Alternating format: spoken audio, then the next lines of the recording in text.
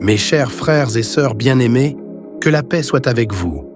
Aujourd'hui, nous allons nous plonger ensemble dans un sujet universel et fascinant, quelque chose qui nous concerne tous et qui fait partie de notre condition humaine.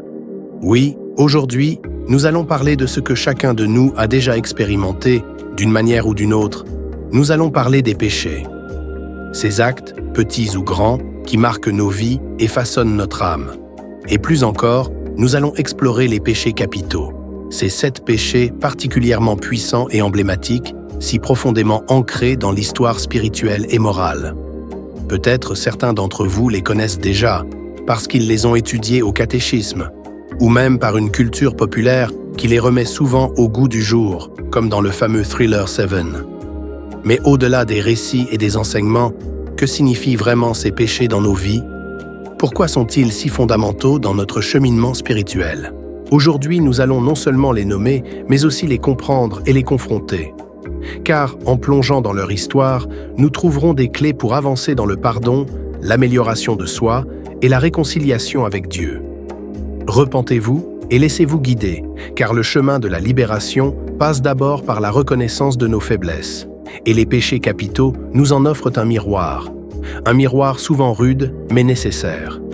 Préparez-vous donc à ce voyage à la fois introspectif et éclairant. Que cet échange nous rapproche un peu plus de la lumière et de la paix divine. Alors, pour ceux qui auraient un léger retard dans le train des péchés capitaux, laissez-moi vous rafraîchir la mémoire. Avarice, colère, envie, gourmandise, luxure, orgueil et paresse. 7 noms, 7 pièges de l'âme humaine dont chacun a sans doute entendu parler. Mais comment ces péchés ont-ils pris une place si importante dans notre histoire spirituelle? Tout commence dans la Bible, où la notion de péché apparaît dès les premières pages. En effet, la Bible ne perd pas de temps pour aborder le sujet puisqu'elle commence par celui qui est à l'origine même de notre humanité, le péché originel. Vous vous souvenez sans doute de cette histoire, un jardin parfait, un homme et une femme, et un serpent qui parle. Eh bien oui, le serpent a semé le doute, et nous savons tous comment cela s'est terminé. D'ailleurs, pour les fans d'Harry Potter, vous savez que tout ce qui siffle et rampe n'est jamais vraiment digne de confiance. Plus tard dans l'histoire sainte, Dieu prend les choses en main et établit une série de lois pour guider ses enfants. C'est ainsi que naît la célèbre liste des 10 commandements remis à Moïse sur le mont Sinaï. Ces commandements sont de grandes règles de vie, des principes simples, mais essentiels. Ne pas tuer, ne pas voler, ne pas mentir et bien sûr, ne pas convoiter l'âne du voisin. Ah, et n'oublions pas la règle sur le repos du dimanche, celle-là me tient à cœur. On peut discuter de l'âne, mais le repos du dimanche, c'est sacré. Si je confesse avoir parfois regardé l'âne du voisin en me demandant si je pourrais gagner une course avec lui, ou en pensant à la charcuterie qu'il pourrait fournir, je vous assure que sur la question du dimanche, je suis irréprochable. Alors, prêts à explorer ces péchés capitaux et à comprendre comment ils impactent nos vies? Restons ensemble pour découvrir les leçons que chacun d'eux peut nous enseigner et comment la foi nous offre un chemin vers la libération et la vertu. Les 10 commandements, transmis par Moïse, se trouvent dans ce que les chrétiens appellent l'Ancien Testament. Ils posent les bases d'une éthique qui résonne dans les 3 grandes religions du livre, le judaïsme, le christianisme et l'islam. Oui, ces commandements font partie de ce socle commun, des règles simples mais puissantes que nous connaissons tous et dont on pourrait se dire que chacun, représentant ou non de ces religions, les a bien appliquées au fil des siècles. Disons, observons cela avec bienveillance. Cependant, la notion des péchés capitaux est, elle, spécifiquement chrétienne. Pourquoi? Parce qu'ils n'ont pas vu le jour dans les premiers siècles de la Bible, ni même sous l'influence immédiate des disciples de Jésus. Non, leur origine est bien plus tardive et inattendue. Et pour la découvrir, il faut nous plonger dans un cadre inattendu. Le désert égyptien du IVe siècle. À cette époque, dans les sables arides, des moines ascétiques vivaient loin du monde, retirés pour mener une vie de prière et de réflexion intense. Ces hommes solitaires, que l'on appela les pères du désert, cherchaient à se dépouiller de toute distraction terrestre pour mieux comprendre les mystères de Dieu et la nature humaine. Parmi eux, un certain Évagre le Pontique, son surnom venant du pont Euxin, l'actuelle mer Noire. Oui, à l'époque, appelés les mers Ponts était monnaie courante, de quoi semer la confusion chez les générations futures. Évagre, devenu prêtre, se retire dans le désert pour y méditer sur la vie spirituelle et les défis qui s'imposent à ceux qui cherchent une existence purement consacrée à Dieu. Dans sa quête, il élabore de nombreux principes sur l'ascétisme, distinguant la vie active, faite d'action et de service, de la vie contemplative, dédiée à la prière et à l'introspection. Il enseigne que pour atteindre une vie contemplative parfaite, le dépouillement de toutes nos envies et distractions est nécessaire. C'est là, dans la solitude et l'austérité du désert, qu'Évagre identifie les grands ennemis de l'âme, les pensées et désirs qui détournent l'homme de son chemin spirituel. Ce ne sont pas encore les 7 péchés capitaux que nous connaissons, mais la première liste de tentations fondamentales, une base qui inspirera toute une réflexion chrétienne sur les péchés. Ce voyage nous montre donc comment des moines égyptiens, dans le silence du désert, ont peu à peu mis au jour ce qui deviendra l'un des concepts les plus redoutés et influents du christianisme. Évagre le Pontique, en scrutant les profondeurs de l'âme humaine, identifie non pas 7, mais bien 8 pensées qu'il qualifie de mauvaises. Et oui, je vous ai bien feinté. Ces pensées ne sont pas encore les péchés capitaux, tels que nous les connaissons aujourd'hui, mais elles forment la base d'une lutte intérieure que chacun doit mener pour garder son esprit pur. Évagre classe ces pensées en 2 grandes catégories, les appétits de possession et les frustrations, ou pensées irascibles. Commençons par les volontés de possession ou appétits lubrifiants. En gros, ce sont toutes ces envies intenses de posséder quelque chose. La première de ces pensées est la cupidité, ce désir insatiable d'argent qui pousse les âmes à chercher toujours plus de biens matériels. Ensuite, nous avons la goinfrerie. Oui, disons-le franchement, le terme goinfrerie capture bien plus l'idée qu'une simple gourmandise. Il s'agit d'un appétit incontrôlé pour la nourriture, un besoin de remplir son estomac sans limite. La troisième envie de possession, bien connue, est la luxure. Oui, vous savez de quoi je parle. Pas la peine de feindre l'innocence. Nous savons tous que cette pensée concerne les désirs charnels, ceux qui se glissent sous la couette quand vient la nuit. Enfin, la 4e volonté de possession est celle de la vaine gloire. Cette recherche d'une reconnaissance qui flatte l'ego, une tendance à la vantardise et au besoin de se mettre en avant. Évagre écrivait en grec, et ses œuvres ont traversé les siècles par le biais de traductions successives en latin et en d'autres langues, si bien que certains termes que nous utilisons aujourd'hui sont légèrement différents des mots d'origine. Malgré tout, l'essence de ces pensées nous est parvenue.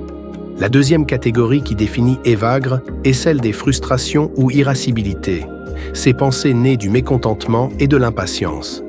Ici, nous retrouvons la colère, qui éclate quand les choses ne vont pas comme on le souhaite, et l'orgueil, cette tendance à s'occuper au-dessus des autres.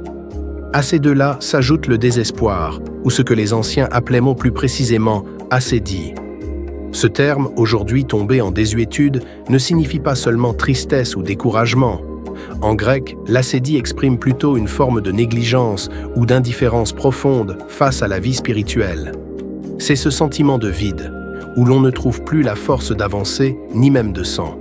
Et enfin, la tristesse, qui pour Évagre, va bien au-delà d'un simple chagrin passager. C'est un poids qui détourne de la foi et de l'espérance. Alors oui, pour Évagre et les pères du désert, il fallait vraiment tenir à l'écart tout ce qui entravait la paix intérieure et la relation avec Dieu. Que ce soit le chagrin pour un chat écrasé ou un désir de se remplir les poches d'or, toutes ces pensées sont perçues comme des obstacles sur le chemin vers la contemplation divine. Évagre désigne l'acédie comme une véritable torpeur spirituelle, une lassitude de l'âme qui s'éloigne du chemin de la foi. Ce n'est pas seulement un simple découragement, mais un abandon du soin et de l'intérêt pour la vie spirituelle, une perte d'élan pour la prière et la pénitence. Cette négligence conduit l'individu à un état d'ennui profond et surtout l'éloigne des pratiques religieuses. Pour un moine ou un prêtre comme Évagre, c'est le genre de pensée qui freine toute progression spirituelle. Quant à la tristesse, elle est perçue comme une contradiction avec la foi chrétienne. La tristesse indique un manque d'espoir. Or, pour Évagre, un chrétien doit toujours être habité par l'espérance, la confiance en la bonté de Dieu. Ces réflexions, qui peuvent sembler subtiles et complexes, sont le fruit de longues journées de méditation dans le désert. Oui, Évagre passait littéralement ses journées à se pencher sur les mécanismes intérieurs de l'âme. Il n'avait aucune distraction dans ce désert égyptien. Pas de réseaux sociaux ni de télé. Juste lui, le silence et une profondeur de pensée qui continue de résonner aujourd'hui. De manière générale, Evagre distingue deux types de mauvaises pensées. D'un côté, les appétits lubriques, qui sont des désirs de plaisir et d'acquisition. Ces appétits sont profondément enracinés dans l'égoïsme, car ils naissent du désir de posséder quelque chose pour soi-même. De l'autre côté, il identifie les frustrations, une forme de tristesse sans plaisir, qui se manifeste dans des sentiments comme la colère et le désespoir. Les écrits d'Evagre, traduits en latin, finiront par se diffuser en Europe et influenceront l'Église catholique. En 590, le pape Grégoire Ier, un ancien moine lui-même, prend à cœur ses réflexions et revisite la liste d'Evagre. Grégoire se concentre sur l'ascédie, cette sombre forme de désespoir spirituel. Il la renomme paresse, soulignant ainsi l'impact du découragement et de la négligence sur la foi chrétienne. Ainsi, ce qui a commencé comme une méditation solitaire dans le désert égyptien s'est transformé, à travers les siècles, en une liste de 7 péchés capitaux, posant les bases d'un code éthique qui perdure encore dans la spiritualité chrétienne. Grégoire Ier, le pape de l'an 590, affine la liste d'Evagre pour donner naissance à ce que l'on connaît aujourd'hui comme les 7 péchés capitaux. Cependant, la paresse qu'il évoque n'est pas juste une simple fainéantise, mais une profonde paresse spirituelle. Ne plus prier, délaisser les saintes écritures, abandonner la pénitence, bref, se laisser glisser hors du chemin de la foi. Donc, en théorie, vous pourriez passer une journée entière à regarder des vidéos tant que vous faites pénitence après. Quoique, ça pourrait se compliquer, parce qu'il paraît qu'il faut aussi se reposer le dimanche. Alors, c'est à se demander si on est vraiment tous d'accord sur les priorités spirituelles du repos et du repentir. Parmi les ajustements de Grégoire, on trouve aussi une petite retouche de vocabulaire. La cupidité devient avarice. La nuance est mince, mais souligne davantage ce désir de retenir jalousement les biens. Puis, la vaine gloire, cet appétit de reconnaissance exagéré, est remplacé par l'envie, qui va plus loin puisqu'elle consiste à désirer ce qui appartient aux autres. Envier l'âne de son voisin? Ça, c'était déjà dans les 10 commandements. Mais bon, on prend des précautions et l'envie reste un concept intemporel. Un détail fascinant. Le chiffre 7. En réduisant les mauvaises pensées d'Evagre à 7, Grégoire s'aligne sur un nombre symboliquement puissant dans le christianisme et au-delà. 7 jours pour la création du monde, 7 sacrements, 7 cieux, autant de raisons de fixer la liste à ce chiffre, même pour les péchés. La liste définitive sera entérinée bien plus tard, en 1215, par le 4e concile du Latran sous le pape Innocent III. Et au XIIIe siècle, un autre grand penseur, Thomas d'Aquin, élabore une nouvelle compréhension des péchés capitaux. Dans sa somme théologique, il distingue les péchés, qui sont des actions concrètes, des vices, qui sont les moteurs de ces péchés. Ainsi, nos 7 péchés capitaux sont en réalité des vices. Un vice est une inclination, une motivation ancrée dans l'âme qui nous pousse vers une action mauvaise. L'avarice, la colère, l'envie, la gourmandise, la luxure, l'orgueil et la paresse ne sont donc pas des actions, mais des forces intérieures qui amènent à des actes concrets comme le vol, la violence ou l'adultère. Par exemple, vous ne commettez pas une luxure, mais la luxure peut vous pousser à commettre l'adultère.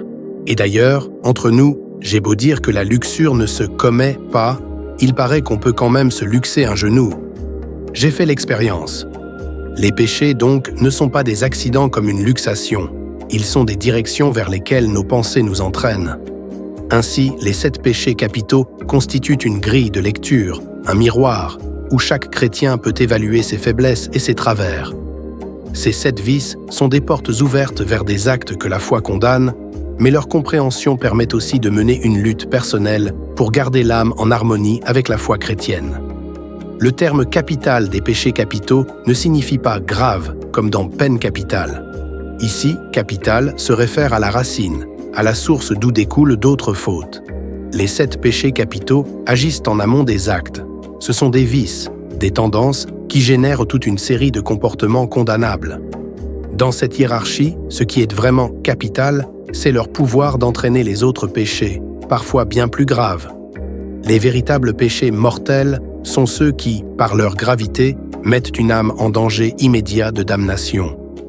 Comme l'adultère ou le meurtre, ils sont considérés comme directement susceptibles d'ouvrir les portes de l'enfer. Ainsi, pour faire simple, les 7 péchés capitaux sont avant tout des états d'esprit, des prédispositions de l'âme qui mènent vers les pentes glissantes du péché. Mais cela n'enlève rien à leur importance dans la doctrine chrétienne. L'Église catholique, particulièrement durant la contre-réforme, à un moment où elle cherche à contrer l'essor du protestantisme, insiste sur cette notion. Les 7 péchés capitaux deviennent des repères spirituels qui permettent aux croyants de surveiller leurs impulsions et leurs faiblesses pour éviter les actes de péché. Pourtant, l'idée n'est pas immuable. En 2008, le régent de la pénitencerie apostolique, sorte de ministre du péché au Vatican, a proposé d'introduire une liste de péchés modernes, des péchés sociaux. Sa mission ? Mettre à jour les péchés pour une ère marquée par de nouveaux enjeux éthiques. Il suggère d'ajouter des fautes comme la pollution, la manipulation génétique, le trafic de drogue, les injustices sociales et économiques, ou encore l'accumulation excessive de richesses. La notion de péché prend alors une nouvelle dimension, cherchant à capter les dérives d'une société contemporaine. Car oui, au Vatican, il existe quelqu'un dont le métier consiste à garder un œil sur les évolutions de nos péchés et à veiller à ce qu'ils soient bien en phase avec les défis du monde moderne. Pas mal, non ? Peut-être qu'il y a là une opportunité de carrière pour ceux qui se voient déjà aidés à établir la prochaine liste. En fin de compte, qu'il s'agisse des péchés capitaux définis par Grégoire Ier ou des versions modernisées, ils forment toujours un guide destiné à renforcer la conscience chrétienne face aux tentations. Le message reste le même. Veillez sur votre âme, surveillez vos faiblesses, car ce sont elles qui forment les portes d'entrée vers les actions les plus condamnables. Alors, si l'on y réfléchit bien, tout ça n'a pas l'air si mal, non ? Mais attendez, il y a aussi la question de l'avortement et de la contraception. C'est là qu'on touche un point crucial. En fait, tout ce qui touche à la notion de péché est en perpétuelle évolution. Qui sait ce que nous en ferons dans quelques années ? Que d'incertitudes. Mais avant de nous perdre dans ces réflexions, mes chers frères et sœurs, allez en paix. Et surtout, essayez de vous en tenir aux péchés véniels, ces petites erreurs qui, de toute façon, ne sont pas vraiment graves et qu'on commet parfois sans même y penser. Et surtout, un dernier conseil, pas de tentation de tourner autour de l'âne de votre voisin. C'est une image, bien sûr, mais elle résume un peu l'idée. Je vous remercie chaleureusement d'avoir pris part à cet épisode à la fois léger et instructif, et j'espère qu'il vous a apporté un sourire ainsi qu'une réflexion.